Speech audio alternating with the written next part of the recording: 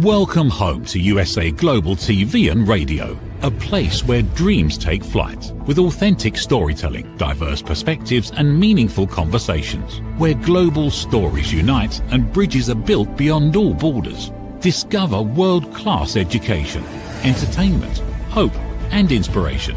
Together, we're building bridges worldwide. Subscribe to our channel, USA Global TV. Download our app, USA Global TV. Be our guest or join our team. Visit usaglobaltv.com. Thanks to our founder and executive producer, Dr. Jacalyn Kerbeck. Music score by Yeffy Tang from Cloud Road Music. Voiceover artist Mike Porter. Creative direction by Paul Garcia. USA Global TV and Radio. Your home for global connection. All rights reserved. This video and its contents are the exclusive property of USA Global TV and Radio. Unauthorized use, duplication or redistribution in any form is strictly prohibited.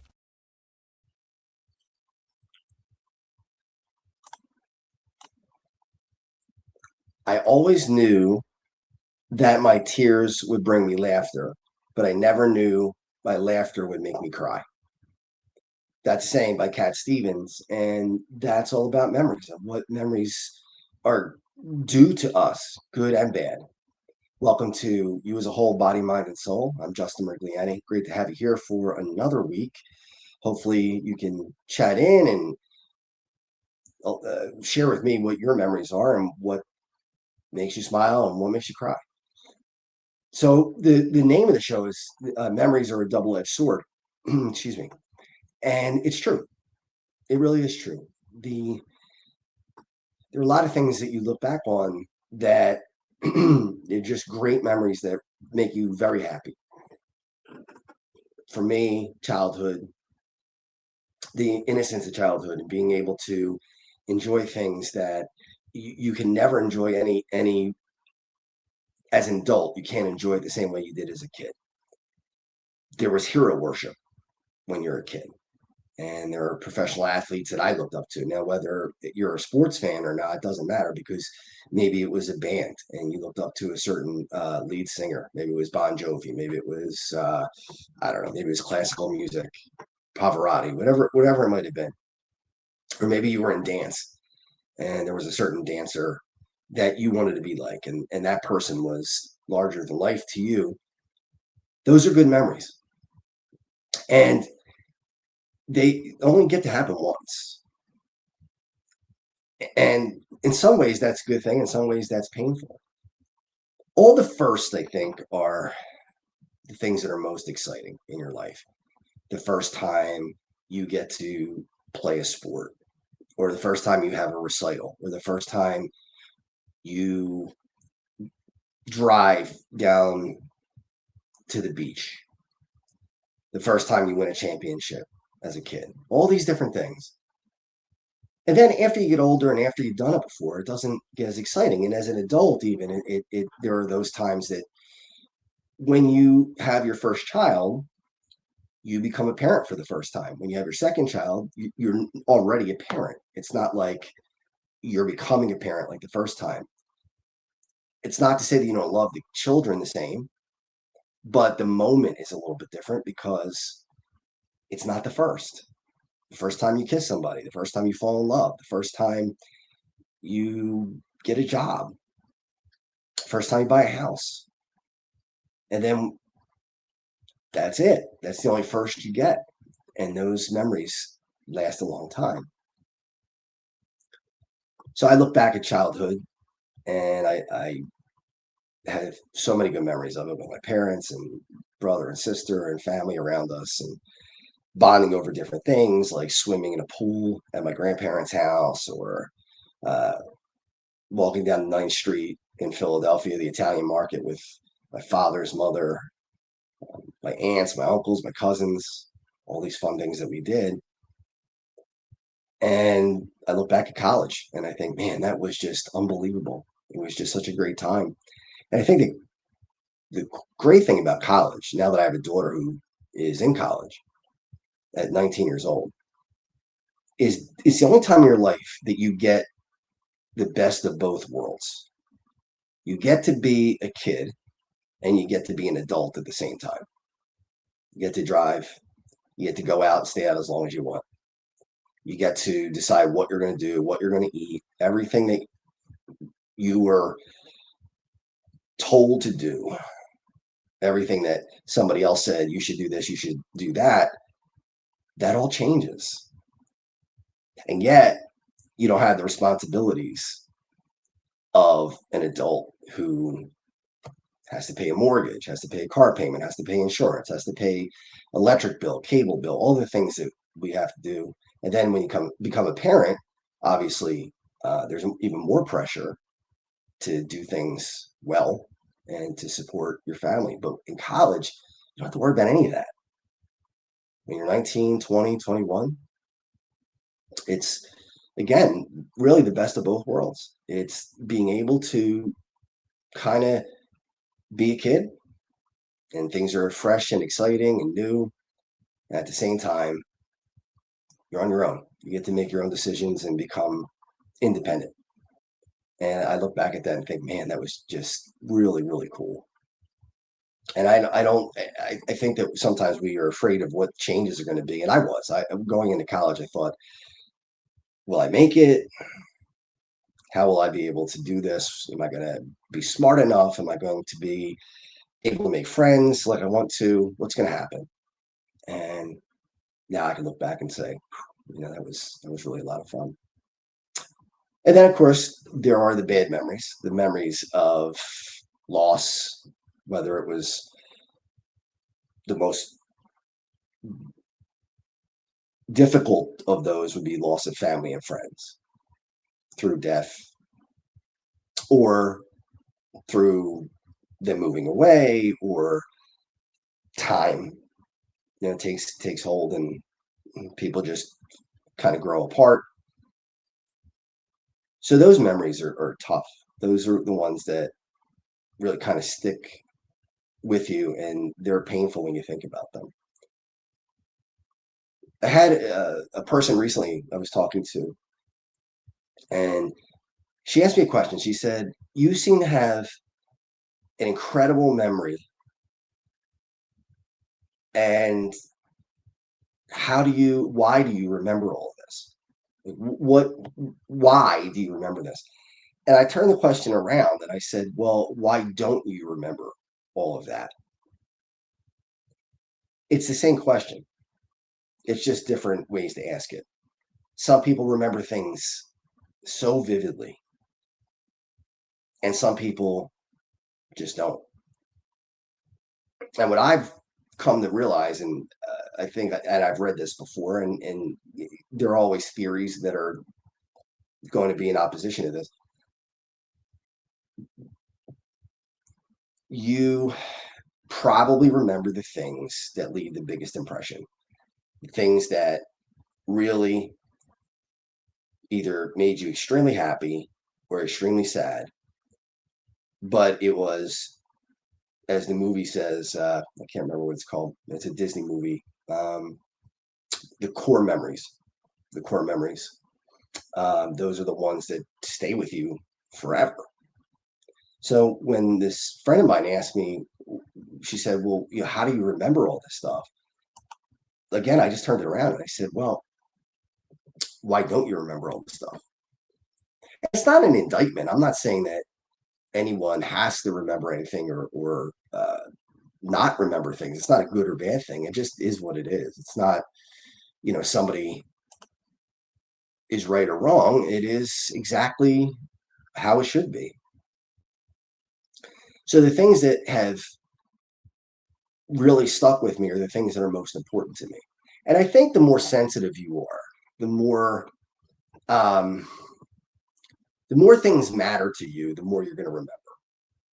And that's my personality. There are things that I just think about, and I could go back to memories, believe it or not. I think my earliest recollection was probably about 2 years old, as crazy as that might sound. And we were, my parents and I, my brother wasn't even born yet, I don't think. We were in South Philadelphia, where we lived, on Snyder Avenue, which is a big street in South Philadelphia. And we were in my mother's Volkswagen Bug, My father was driving, and I was on my mother's lap, and we got hit from behind, got rear-ended by a cab, and I can remember hitting the dashboard with my face, and I remember it was my mouth, and my mouth was bleeding, and I don't remember all the details. I kind of have an idea of what the cab driver looked like, if I'm remembering correctly. I mean, obviously, it's fuzzy because I'm so young at that time, and it was, a traumatic experience, I guess. And at 2 years old, I can remember that. I remember them taking me out of the car, holding me on Snyder Avenue, and I remember my father talking to the cab driver who hit us. I don't remember the conversation. I'm sure it was not a pleasant one. I think if I remember right, and this is probably afterwards, I think he was lighting a cigarette and just didn't. This was the 70s, so people were smoking in the car, and he just hit us, and I remember that. And again, I'm probably about 2 years old. Now, do I remember all the details about going to the hospital afterwards? No, I don't remember any of that. But I just remember being out in the street. I remember being in my uncle's wedding when I was 3, 1977. Not quite 3 yet, about to turn 3, 2.5. And I remember being in the wedding. I remember somebody holding me, and I remember looking around because I was looking for one of my uncles. And one of my aunts said, "Oh, he's looking for so and so." And yeah, I just remember that. Why? How does that stay in my head? I don't know. I don't know. For some reason, it's a core memory. You know, I have an unbelievable knack for remembering statistics in sports, especially hockey, because that's my go-to sport. It's the one that I'm most uh, that I would eat, breathe, and drink hockey when I was a kid, and that was because it made me feel like I was winning. Because my team in Philadelphia, the Flyers, they were winning. I felt like I was winning, and that's why it made such a big impression on me. So those were not just games to me; those were events, things that I got to share with my family and friends, and they stick with me. And I love those memories. I just love to go back, and the gift of the internet and the gift of YouTube kind of lets us go back in time and relive all that stuff as it happened. You can just put in now pretty much any game or any event you want, whether you like the Super Bowl or whether you like, a telethon from the 70s or whatever it is. Most of these things are readily available now. And it's amazing to see how much you really do remember and how much you thought you remembered. There are some times where I'll look at something that's from years and years ago, and I thought it was one way and it was close, but not quite the way I thought. So when you remember things, do you really remember? How much of it do you remember um, totally 100% correct? And how much of it is the general idea, but not quite exactly what you thought? So those are the things that I remember, and people say this all the time. Where were you when John F. Kennedy was shot? So if you're old enough that you were, let's say you were in school in 1963, everybody remembers where they were from that time. You ask anybody who was around at that time, and they'll tell you where they were. They'll say, I was in French class, I was in math class, I was working at the hotel, whatever it was. You remembered. For my generation, it was more uh, Space Shuttle Challenger in 1986. I know exactly where I was. I was in 5th grade in math class. I remember hearing the principal come over the loudspeaker and tell us what happened. And I remember what the teacher, really upset. She said, "That's really sad." And these things just stick in your head. Now, are there some people who were in that class that don't remember the details like I do? Probably. They remember they were in math class, but they don't necessarily remember that it was Miss Brunner who was teaching the class, or Mr. Otto, who was the principal making the speech, or what Miss Brunner said. But those things stuck with me. And I can't tell you why. what makes one person remember so many things like that in detail, and what doesn't allow people to remember that. One of the things that we do, and I know I have done this for most of my life, and I'm trying to get out of it, I'm trying to learn how to not do this, is romanticize the past. I have spent a lot of time living backwards, where I look at the good old days. Say, wasn't this great? Wasn't this perfect? Everything was wonderful. Nothing went wrong. And that's not true. As great as things were when I was a kid, as great as things were when I was in college, there were bad days. We, as human beings, have a tendency to be all or nothing. If we go on a vacation and it rains, excuse me, if you're on vacation for 10 days and it rains for 6, when you get home, the most likely thing you're going to say is, it was a washout. It was a terrible vacation. We spent all that money. And out of the 10 days, 6 of the 10 days, it was raining. It was terrible. What about the other 4? Maybe the other 4 were perfect. Maybe you were parasailing. Maybe you were on the beach, whatever. You were riding a motorcycle around an island, whatever it is. We have a tendency to put everything in one basket and say, this is all good or this is all bad. The memories, and I think on a TV show, Everybody Loves Raymond, he called it mental editing. You just keep the good stuff. Flip it. What if you were on a vacation and 6 days out of 10, it was beautiful, great weather, you did all the fun stuff. You might come home and somebody will say, how was your vacation? It was great. Everything was perfect. But was it? The 4 days that it rained might not have been perfect. It might have been okay. Maybe you played games in the hotel room. Maybe you went to an arcade with the kids and you did something fun. You made, lemons out of lemonade, or I said it backwards, lemonade out of lemons, but it doesn't mean it was perfect. It's not all or nothing. I talk to people all the time about things that I remember, and they have no recollection of it whatsoever. And it might have been something that we did together. Do you remember that dance that we went to when we stayed at this hotel?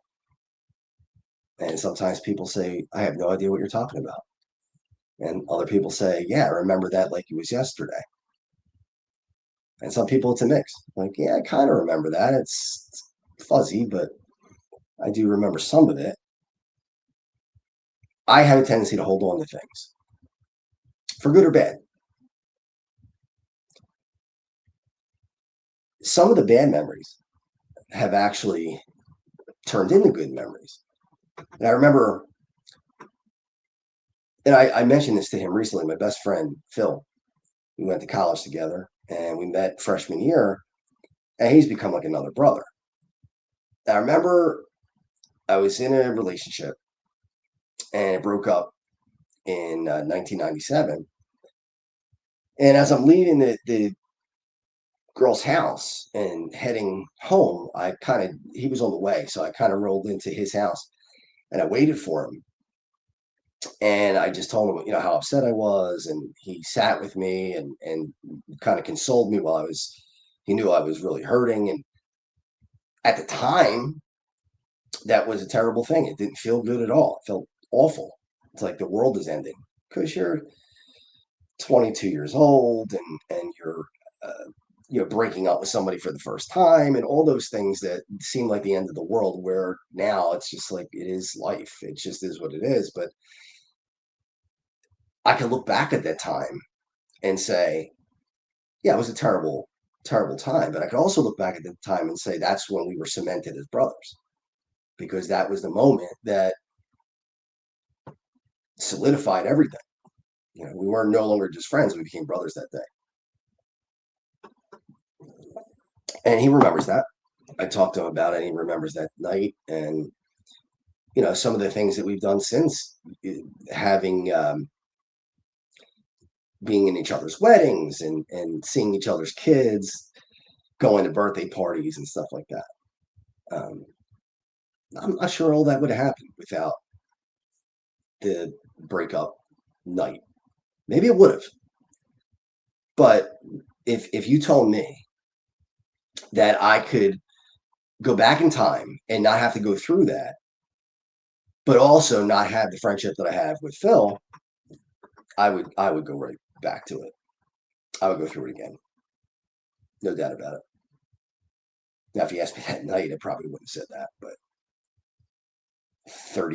29 years later, no doubt about it. No doubt about it. Yeah, memories that kind of are lukewarm. Yeah, I remember the last time I saw, well, both grandmothers really, but my first grandmother who passed away, I remember the last thing we ever did was I happened to be leaving. We had just put her in the nursing home. She was literally that day. And as I was walking out, for some reason, I turned around and I looked at her one more time. And as incoherent as she was, and she had no idea what was going on for the most part, there was one moment where she was lucid and it was only a brief second or two. But when I turned to her, she looked at me and she winked like that, and I winked back at her. And I never saw her alive again. That was the last time I saw her. So part of me thinks back to that, and it hurts because it's like, wow, that's tough, to see somebody you love for the last time, and not have been able to. I don't know, maybe it would have been harder if I knew it was the last time. But in any event, it's a tough memory, but at the same time, it's a good memory because at least the way I think, she knew. She knew. She was saying, I'll see you down the road, and maybe that wink was just to kind of make me be at peace. And then my other grandmother, the we took her out for her birthday. And this was in 2009, and my daughter was just 3, not even. She was about to turn 3. And it was really, really hard to get her a gift for her birthday because she was 86 or 85, about to turn 86. And no, she just turned 86. In any event, we decided to take her out for her birthday. We took her out for pizza and French fries. And then she really liked water ice in Philadelphia. That's a big thing in Philadelphia. And we went out to get some water ice. And I remember really vivid parts of it, of that night. I remember somebody almost hit us in the parking lot, and I got angry, as I have done a lot. And I remember yelling at the guy, and I mean, we didn't get in a fist fight, but I, said a few things. He said a few things back, and I remember her saying, "Don't, why are you getting so nervous? Why are you getting so nervous?" And we let it go. Obviously, just let it pass. And I remember her getting home with the water ice, and she was trying to open her door, and at the same time, she was spilling the water ice. And I said, "You're spilling it." And she goes, "Oh, I don't want to spill. That's the best part she liked it when it melted and to be able to drink it down. That's the best part." And that's a little thing. I mean, why do I remember that? I don't know. And then going in the house, I remember her playing with Alexandra, my daughter, and just having a good time with her and playing games with her. And I didn't know that she was going to have a stroke the next day. And while she did survive, she was never the same again. She never walked again. She's coherent, but not the same way. Her speech was gone pretty much. So I look back at that night, and it's a double-edged sword. Yeah, you got that one last time that was really cool and really, really fun, and something that sticks with you for the rest of your life. But at the same time, if you look back at that, you think, I didn't know that hours later, the whole world was going to change. It always shocks me about life. I know it never ceases to amaze me how things change so rapidly. One of the first times I ever experienced death of a friend, he passed away, and I remember going to the funeral and going to the cemetery afterwards. And what I could not fathom was the fact that a week before that burial, he was seemingly fine. His life was just normal. Everything, I have to do this tomorrow, I have to do that tomorrow. Next week, I have this appointment. Next month, I have that appointment, all that stuff. And in less than 7 days, that changed from being alive and doing all the things you do to being dead, buried, and that's it. In less than a week. It's like, how does that happen? And I know it's normal. I know it's supposed to happen, but it doesn't make it any less, I don't want to say confusing, but certainly it's difficult to rationalize. And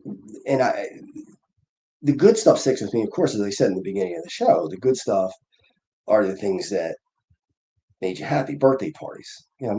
Christmas time in my family was amazing. My birthday's December 20th. My father is December 21st. You have Christmas Eve. One of my aunts had a birthday on Christmas Eve. You have Christmas Day. My mother's birthday is on the 28th of December. Then you have New Year's. Man, it was fantastic. That month was just amazing. It was one celebration after another.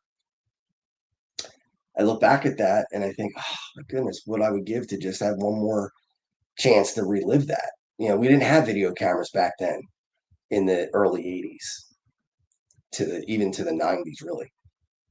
So there's no, the only video I have at that time is in my head. If I want to replay it, that's the only place I can replay it. I can't, there is no other record of it. The only way I know it happened was just memories. And I tried so hard to replicate that when I had kids, and it wasn't the same. Now, I don't know if you ask them if those memories are the same, if they look back and say, wow, that was a great time, because they were the kids. And I wonder if it wasn't as exciting to me because I just wasn't looking at it through childhood eyes. I don't know. I don't know. I remember so much more from my childhood than I do from my adulthood. And I think that's normal. I think that most people that I talk to, they say, well, when you have the responsibilities of a parent, you have responsibilities of an adult, all the things that you have to do, it's much harder to remember little details. Everything's done for you when you're a kid, right? Somebody makes your food, somebody cleans up after you, somebody drives you everywhere. Your parents, your aunts, uncles, whatever it happens to be. So you have more time to reflect on what's going on, whether you realize it or not. I don't think kids actually reflect, but I think they see more details. And it's amazing. And this is, again, is something that everybody's going to say, yeah, I know that. You're not telling me anything new. But time moves so much faster when you get older. I used to look at 10 years and think, oh my goodness, 10 years. That's so long ago. And now I look at 10 years and think, it just happened. Look at my college days ended in 97. It's 29 years ago. I can remember them vividly. I can remember things that people said, people did, being on the radio station. I remember joking around on the radio station, having such a good time. TV class, having a great time in TV class. I remember sporting events that we watched together. And when I look at it and it's almost 30 years ago, I think to myself, yeah, it seems like it just happened. It doesn't seem like it could possibly be that long. But when I was 19 and I thought 10 years, it seemed like a lifetime. And it was. When you're 19, you're a young adult. When you're 9, 10 years before, you're a young child. You're not even a teenager yet, not even a preteen yet, not even in double digits yet. The distance between 9 and 19 is the distance between the East Coast of the US and Europe. It's huge. But as you get older, what is it now, 2026, going 10 years ago? I can remember 2016. Doesn't seem like an eternity ago. It seems like it was just here. Even the 2000s, look at the 2000s, and I think, oh, 2000s were recent, and it's 26 years ago. When we had Y2K, and I think to myself, how is it possible? How could it be 26 years? It seems like it was a short time. It just is what it is. It's how our brains work. What's it saying? The days are long and the years are short. That's true. How much of our life do we wish away? I can't wait till this day's over. I'm not happy. I'm at work and I have a lot of pressure. I can't wait. Can't wait till it's over. This weekend's gonna stink. I have to do this, that, and the other thing. I gotta move furniture or I have to paint something. I can't wait till this weekend's over. I do that all the time. I do it all the time too. And I don't know that um, any of one of us will ever be completely good at not doing that. I think that's always going to be something you're going to have to work at. But don't wish your life away. Don't wish your life away because you only get one run. That's it. So when people wonder why I remember what I remember, it's the same question, just in reverse. Why don't they remember what they don't remember?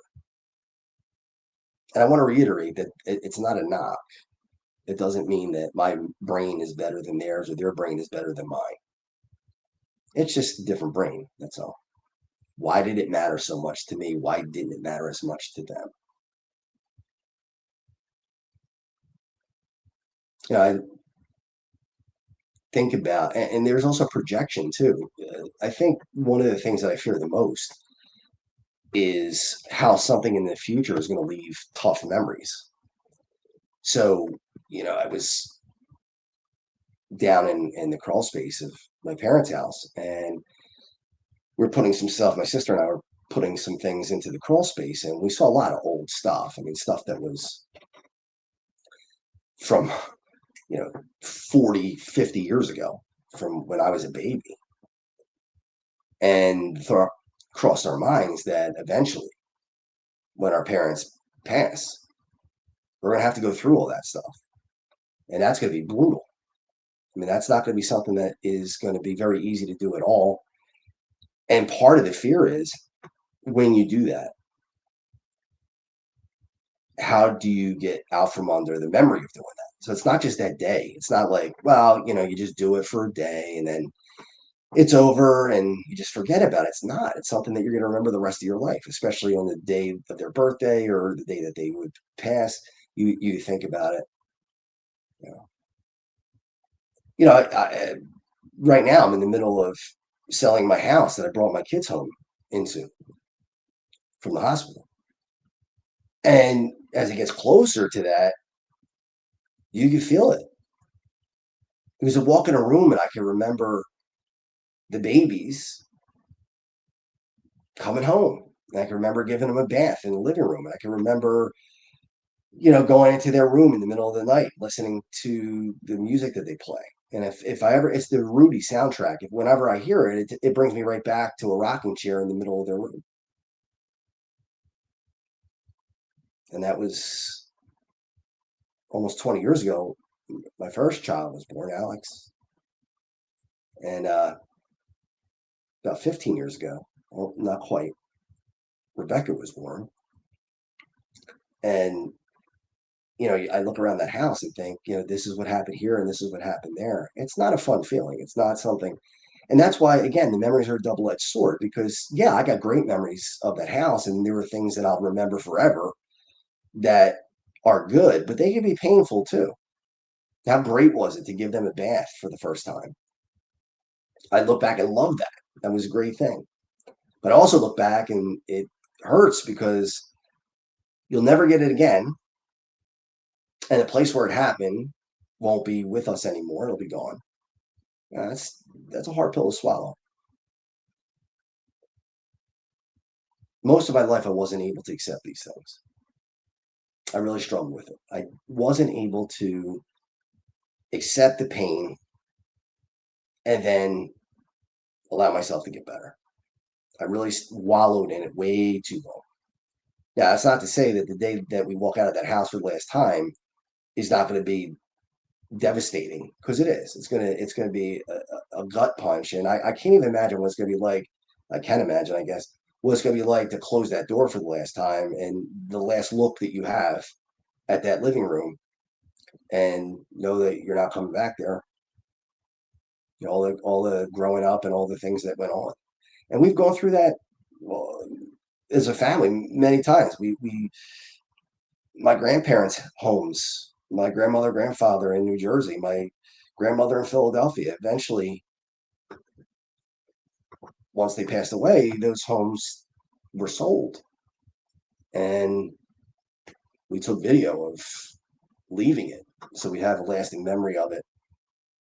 I don't really need a video because I can remember it like it happened, all the details, because it was such a strong emotional thing. But, what goes through your mind at those times are a lot of the good things that happen, but you're crying through it because you know you can't have it back again. And I know we have to forge forward and everybody has to move forward and there's no going back in time. I get all that. That doesn't make it easier to swallow. And I guess it's okay. What's not okay is just staying locked into it and not allowing yourself to look forward to things that are to come. I don't want to lose that house, but at the same time, I have the memories forever, and you can't take that away. They're there. I remember my father when we left Philadelphia, and that for me, that was brutal. I was 14, didn't want to go, didn't want to move out of Philadelphia. It was my home from birth. I loved being in that little house, all the great memories that we had of all the things I talked about earlier in the show. And I cried for months. I just couldn't bear to think that somebody else was going to spend time in that house and call it theirs when it was mine, our family's. I didn't want anybody else to have it. You still feel that way about the house in Cherry Hill right now, the one that we're selling. But I remember my dad said something when I went to bed, and I had been crying probably for hours. And he said, but just remember, we still have each other, as I was getting ready to go to sleep. And that's true. We didn't have the house anymore, but we have each other. And when you're 14, you don't really think about that stuff. But then when you start to get a little bit older, it's like, yeah, that's true. That's the important thing. Doesn't mean that I don't think about that house sometimes and feel down. And I'm going to feel that way about the home I'm selling right now. But I'll also smile at the things that were good. The Christmases, watching the kids open up gifts. So it was always my favorite, seeing them open gifts and just enjoying the day. Even if it was a gift that they were never going to use again. I know, how many gifts we gave the kids that they weren't winners, but that day they were excited about it. It was worth it. It was worth it. I don't care how much money I wasted. I really don't, because his memories were worth the price of admission. Now, some people look at that as wasteful. Not to me, it's not. Those are great, great memories. All right, so as we finish up the show, really the main takeaway is it's double-edged sword. The same memories that will make you smile might make you cry. And the same memories that might make you cry will make you smile, and you might be doing both at the same time. But hold on to them. Sometimes all you got left. All right, I want to thank everybody for being here this week. Hope I see you again next week in the same place on USA Global TV and Radio.